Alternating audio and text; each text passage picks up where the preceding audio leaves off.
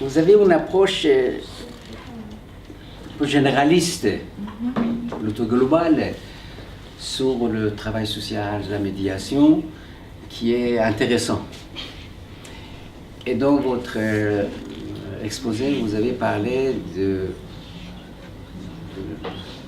l'accueil que vous avez reçu au Portugal.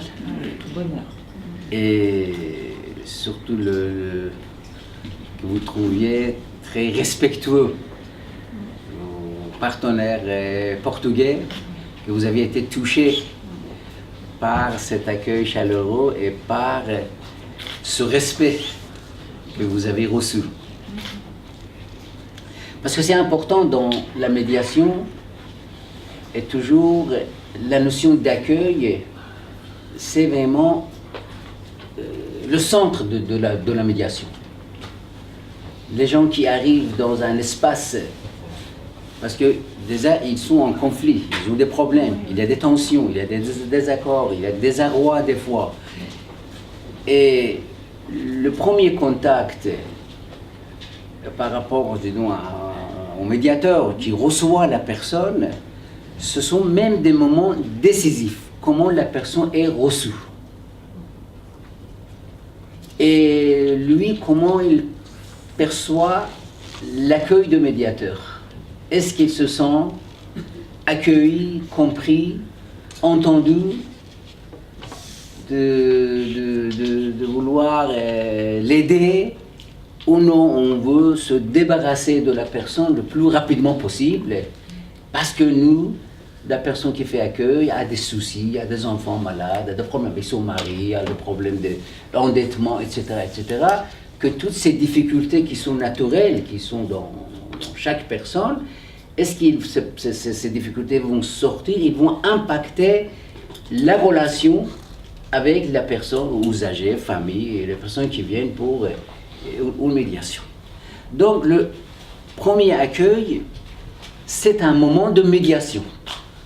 Même si ce n'est pas la médiation au sens de la définition de terme, mais c'est le moment plus fort de la médiation. Si on veut casser un processus de médiation, c'est bien qu'on gâche ce moment qui est le premier accueil. Et vous avez évoqué ça parce que c'est un vraiment sujet très très sensible et que le médiateur, toujours, la manière d'accueillir la personne, le regard qu'on porte, les mots qu'on choisit, parce qu'il y a des mots qui peuvent créer des malentendus, même ils peuvent blesser. Des gestes, si la personne est là, moi je regarde ma maman, ça veut dire que peut-être que j'ai pas le temps. Et l'autre, il va considérer que je n'ai pas envie de l'accueillir. Même des fois, même si c'est sans vouloir, des petits gestes qui peuvent créer des malentendus avec la personne qui est là. Donc le moment de premier, vraiment c'est un moment de très important, il faut vraiment réfléchir, l'intégrer dans le processus de médiation comme le moment le plus fort, le premier contact. Et après aussi, quand même on entre dans un processus de médiation, comment on accueille les deux parties, comment on se positionne par rapport à l'organisation de la salle, les tables, les chaises, qui s'assoit où, et tout ça, ce sont des petites choses qui jouent dans un processus de médiation. Que les personnes, comme je vous ai dit hier, pensent que le médiateur est là pour l'un et pour l'autre. Même distance, égalité. Le médiateur est là pour les deux. Le médiateur est là pour un rapprochement, pour un lien entre les deux, pour aider les deux en même temps, pour que les deux arrivent à trouver leur solution ensemble. C'est ça un peu le rôle de médiateur. Voilà, c'est la première chose que vous avez évoquée dans l'accueil que vous avez reçu au Portugal. Mais il y a un autre élément important, le rôle d'intermédiaire. On peut être intermédiaire, pas forcément dans une posture de médiation. Si la personne arrive, on voit qu'il a besoin, on l'accompagne, on l'aide, on la protège, on l'accompagne, on est dans un accompagnement qui est nécessaire dans le travail social. Je ne dis pas, on ne va pas minimiser l'importance de travail social, mais on n'est pas dans la médiation. Mais si on accueille la personne qui râle, qui est en colère contre son bailleur et qui est en colère contre la mairie, contre l'institution, si on reste impartial entre la personne et l'institution, on écoute la personne, mais on ne la défend pas face à l'institution. On n'est pas pour l'institution, on n'est pas pour la personne, on est entre. On se situe entre l'institution et la personne. Simplement, notre rôle, c'est favoriser une rencontre, un échange, que le message passe à l'institution, que voilà, cette personne a une difficulté, de demander à l'institution d'aborder la question sans être partisan, sans être dans la protection directe de la personne. Là, on est dans une posture de médiation. Vous voyez, il y a des nuances. Mais si on est dans la protection très, très claire, voilà, je viens auprès de Bayor, je vais défendre la personne, vous avez bafoué son droit, vous n'avez pas écouté cette personne, et il est en colère, il a raison d'être en colère et tout ça. Non, on n'est plus dans la médiation. On est plutôt l'avocat, on accompagne une personne, on défend la personne. Mais dans la médiation, on ne défend pas personne. On est entre, on favorise la communication, on favorise l'échange, on favorise la solution. Mais on n'est pas la solution, on n'est pas défendeur, on n'est pas avocat, on n'est pas arbitre. C'est ça, disons, le médiateur, on dit, n'est pas juge, n'est pas arbitre, n'a pas d'autorité, n'a pas de pouvoir, etc. Vous voyez, il y a une nuance entre de jouer le rôle intermédiaire, tiers dans une posture de médiation, ou tiers dans une posture de soutien, d'accompagnement. Il y a des nuances, il faut toujours, et c'est ça souvent aussi qui nous met en difficulté avec les partenaires sociaux. Les partenaires sociaux, ils ne comprennent pas, mais c'est mon travail, je suis assistant social, je suis animateur, je suis éducateur, mais ce n'est pas votre travail. Et pour bien clarifier les relations, les frontières entre le métier de médiation et le travail social, ce sont des petites choses à bien respecter dans le travail, au moins connaître dans son positionnement. Voilà encore, je vous remercie, et si vous avez des choses... Merci à Créane d'avoir fait connaître une partie de la médiation portugaise. Ça a été génial, vraiment fabuleux. Très bien.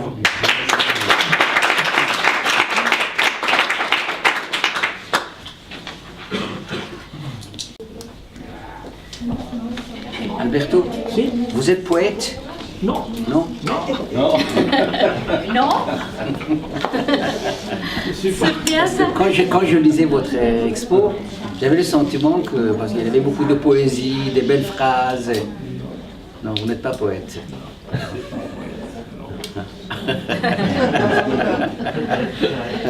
La poésie, c'est une manière de vivre. Ouais. Alors, concernant Alberto, moi, la première remarque que j'ai, Alberto, il a un vécu. Vous connaissez le mot vécu en français? Ce qu'il a vu. Oui, vécu, une vie assez riche. Et dans la médiation, c'est important. Parce que c'est pas en allant à l'université 2 ans, 3 ans, même 4 ans, qu'on devient médiateur. La médiation, c'est pas simplement l'aspect lire la théorie, le concept, c'est important, mais le vécu, à mon avis, c'est plus important que l'étude à l'université sur... voilà, surtout dans la médiation, on est dans, comme vous dites, toujours on est dans un rapport à l'autre. Voilà. Rapport à l'autre, c'est important. Quand vous évoquez souvent interculturalité ou médiation interculturelle, aussi c'est ça. C'est quel rapport, quel lien entre les différentes cultures. Est-ce que nous sommes ouverts à la différence ou on veut tout pareil? On a peur de la différence. Et la médiation, dans la culture, la médiation comme une culture, nous sommes ouverts à la différence. On accueille la différence. On n'a pas peur. Et que la différence devient une richesse. Pas un problème, pas un handicap. Et c'est ça, quand on dit la médiation comme une culture, c'est la culture de la différence. La différence, ce n'est pas désordre, ce n'est pas anarchie. Avec la différence, on peut être en harmonie les uns avec les autres. Qu'ils soient entre les religions, qu'ils soient entre les cultures, les coutumes, les traditions. Et tout ça, c'est ça un peu, je dis, la culture de médiation. On dit la médiation à la fois, c'est une technique, c'est la technicité, c'est des règles, c'est la déontologie, c'est la méthode, etc. Mais aussi, la médiation, c'est une vision. Quel regard on porte sur l'autre? Est-ce que ce regard est respectueux ou c'est méprisant, c'est égoïste? L'autre, c'est l'inférieur, parce qu'il vient d'Orient. Je viens de l'Occident. Ou non, on a un regard qui ne différencie pas des gens par rapport à leur langue, à leur coutume, à leur couleur de peau, à leurs croyances. On regarde l'homme. Dans la médiation, on regarde l'homme. L'homme est là. On ne regarde pas sa couleur.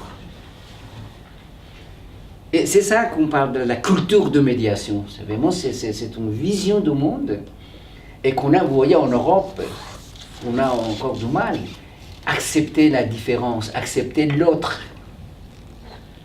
Et vous avez évoqué tout ça, mais surtout dans votre écrit, j'ai eu l'occasion de lire attentivement. Vous n'avez pas eu le temps nécessaire pour tout expliquer, mais j'ai vu tout ça, que c'est riche.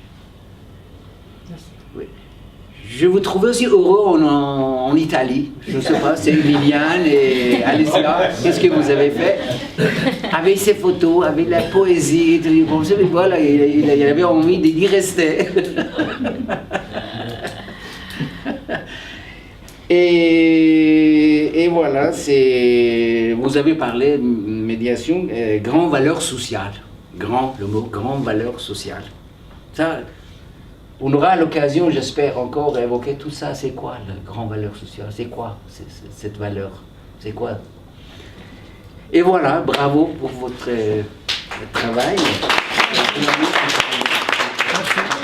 Par chance, parce que le temps ne nous permet pas de réagir par rapport à beaucoup de sujets que vous avez évoqués.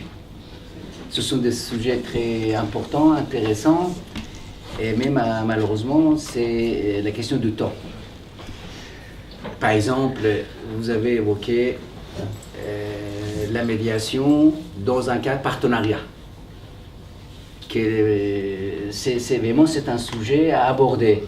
Est-ce que le médiateur travaille seul, en tant que médiateur, avec les médiums, ou non? La médiation se fait, le projet de médiation est organisé en lien avec les uns et les autres. Et d'ailleurs, après, quel est le rôle des uns et les autres, par exemple, le sujet. Vous avez évoqué que le médiateur va voir le voisin pour l'histoire de jardin. Mais quand il y a un moment que les deux parties, souvent les deux parties aussi souhaitent une solution, mais ils ne veulent pas se rencontrer. Alors qu'est-ce qu'on fait? Est-ce qu'on est dans la médiation ou pas? Et nous, on l'appelle médiation navette. Ça veut dire que c'est le médiateur qui va parler aux uns et aux autres. Parce que les uns et les autres ne sont pas prêts encore à se rencontrer. Donc la parole de l'un, comment est transmise à l'autre? C'est le médiateur qui est facteur de transmission. Il reste comme médiateur avec toutes les règles de déontologie, s'appelle médiation navette. Mais après, quand les gens sont prêts à se rencontrer, la rencontre sera organisée. Mais souvent aussi, les gens ils arrivent à des solutions sans se rencontrer, même. Ça, c'est grâce au rôle de médiateur. Voilà, ça, vous avez évoqué ça. Mais le seul sujet que membres du jury ont envie un peu réagir, c'était votre clarté sur votre métier assistant social et intégration de la culture et un peu aussi la technique de médiation dans votre métier. Il n'y a pas de confusion.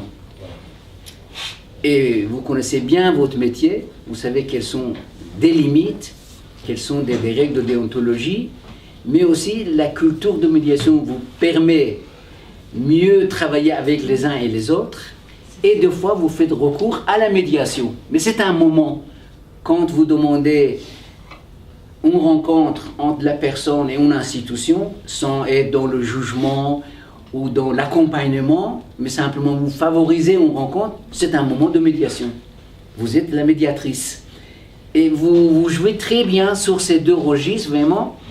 Et moi, je vous connaissais, mais je ne savais pas à tel point vous êtes habile dans cet équilibre entre votre métier principal qui est l'assistance sociale et la culture de médiation que vous l'avez bien intégrée dans votre métier. D'ailleurs, c'est ça qu'on pense depuis plusieurs années, que tous les acteurs de la ville, surtout des personnes d'accueil, des personnes qui travaillent avec le public, ont besoin d'une sensibilisation à la médiation, une petite formation, une journée, 2 journées, à la médiation, que les gens sachent de quoi on parle pour éviter des conflits, des tensions entre eux et les médiateurs. Encore bravo et merci.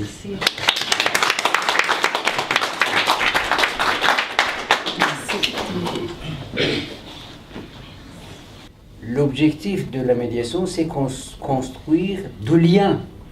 L'obiettivo è costruire Quand dei legami. de liens quand on est face à des liens déjà existants mais abîmés. Quand il y a un couple, il y a des liens. Quand on devient un couple, il y a des liens.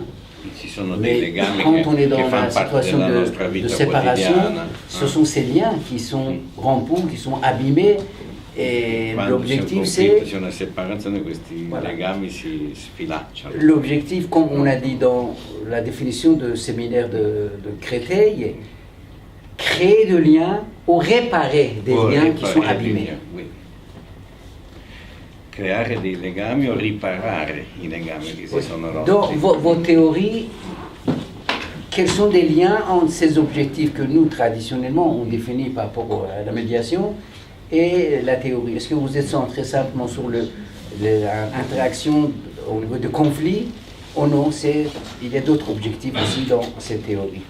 In questa teoria ci sono degli obiettivi che sono legati anche a questi altri obiettivi o sono legati proprio solo agli obiettivi che la teoria? Le conflit, pour moi, n'est pas en soi-même ni positif ni négatif. Tout dépend comment il est regardé, comment il est perçu, comment il est géré. Le conflit peut être destructeur Può essere distruttivo s'il est mal géré. se non è gestito bene. Ça peut être riche en enseignement si peut c'est être bien géré. gestito. C'est exactement le rôle de la médiation comme outil de la résolution des conflits. De ne pas laisser les gens face à des conflits qui peuvent être destructeurs des personnalités, des relations, etc. Non può essere... Par rapport à l'évaluation aussi, je dis oui, la médiation aussi comme n'importe quelle activité doit et peut être évaluée. Mais quand même, il y a un peu de Però ci sono complexité sono dans delle l'évaluation de complessità médiation. sulla possibilità, cioè Comment sugli on strumenti évalue, da utilizzare nella comment on évalue valutazione. une médiation organisée entre 2 personnes? Est-ce qu'on évalue parce qu'ils se sont réconciliés, ils partent avec une solution amiable? Est-ce qu'on évalue sur l'impact du processus sur les personnes? E come si può fare una Et comment on valutazione sul peut processo? évaluer l'impact sur les L'impatto- personnes? l'impatto di questo Est-ce que les gens qui partent avec un désaccord dans l'apparence, on Ci peut sono delle dire persone que c'est une che- évaluation négative, que ça veut dire c'est lié à des résultats. Après, comment on évalue des résultats? En sachant, il y a des gens qui Différents. partent de la médiation en désaccord, quelques jours après, un mois après, quand tu le vois, il dit ah, on a réglé, on a trouvé notre solution. Ah, Et donc, c'è la possibilità comment on di évalue tout ça, partire ce tra processus? un conflitto En ma sachant, sono loro, en sachant qu'en tous les cas, vos théories méritent d'être réfléchies. in tutti i casi.